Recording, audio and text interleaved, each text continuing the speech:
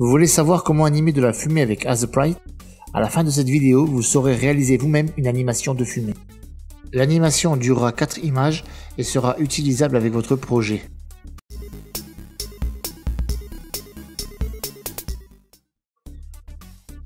Dans un premier temps, afin de réaliser une animation, j'aime bien avoir des références prises sur Google ou Pinterest, et ce pour une cohérence dans la conception de l'animation. Pour la fumée, je m'inspire de ce qui existe déjà, inutile de réinventer la roue.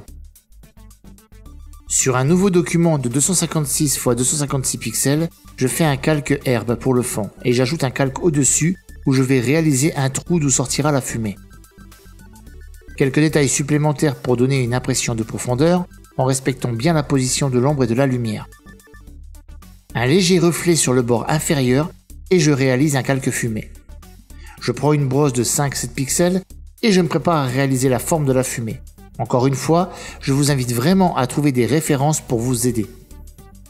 Je commence par faire sortir la fumée en lui donnant une forme large vers le haut et j'affine en repassant ma gomme à 1 pixel. N'oubliez pas de prendre votre temps sur chaque étape. L'animation finale tiendra sur 4 frames, donc idéalement il faut avoir une belle dynamique dans le mouvement. Également, prenez en compte la position de la lumière, placez le contraste des ombres. Pour ma part, la lumière arrive par le haut, du coup les ombres se trouvent en dessous. Avec 2 couleurs, ici, on parvient déjà à obtenir du volume, et ce en respectant un certain principe. Avec la couche d'oignon active, F3 sur Aseprite, je masque mes autres calques et j'agrandis la fumée en pointant dans la direction où je veux qu'elle aille. Je retravaille toujours les formes pour obtenir de beaux effets et une belle courbe dans le déplacement.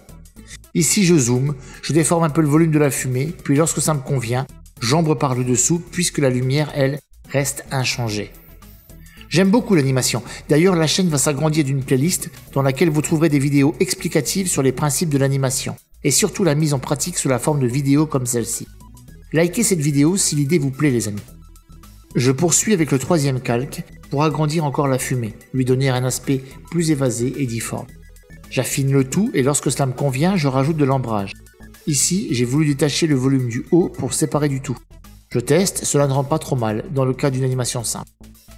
Enfin, j'ajoute un nouveau calque et je dessine la forme finale de la fumée. Je modifie, je retire du volume pour sculpter la forme finale. Je ne rentre pas dans le détail puisqu'il faudrait plus qu'une petite vidéo pour vous montrer les possibilités infinies de l'animation. En effet, nous pourrions toujours animer avec un dynamisme plus poussé, mais 4 frames ne suffiraient clairement pas. Pour des mesures de test et de compréhension, j'ai volontairement choisi ici une animation simple. Sachez néanmoins qu'en pixel art, il est possible de faire beaucoup de choses et j'espère avoir la possibilité de vous en apprendre davantage. Que ce soit dans les domaines tels que l'animation, le chara-design et plein d'autres. Voici quelques animations. La bombe était un truc perso que je voulais tester au début lorsque j'ai commencé à travailler avec Aseprite. Les arbres, quant à eux, sont pour un projet sur lequel je travaille actuellement. Pour les plus attentifs, vous remarquerez qu'ils apparaissent sur la miniature de la vidéo précédente. Le personnage fait partie d'un test pour mon jeu 2D en cours de réalisation. Les champignons, quant à eux, feront partie intégrante du projet, et l'animation que vous apercevez ici sera une des animations disponibles. Voilà, c'était une petite aparté, retournons à la fumée. Pour finir, je teste avec une animation plus rapide ou au contraire plus lente, et je regarde ce que ça donne. J'avais rajouté une couleur encore plus foncée, mais je trouve que ça ne rendait pas bien. C'est pourquoi, après réflexion, j'ai pris la décision de la supprimer. En effet, l'animation rend bien mieux avec le blanc et un petit gris clair. Merci d'avoir regardé cette vidéo, laissez-moi un pouce bleu si elle vous a aidé, abonnez-vous pour en voir d'autres, à bientôt, ciao.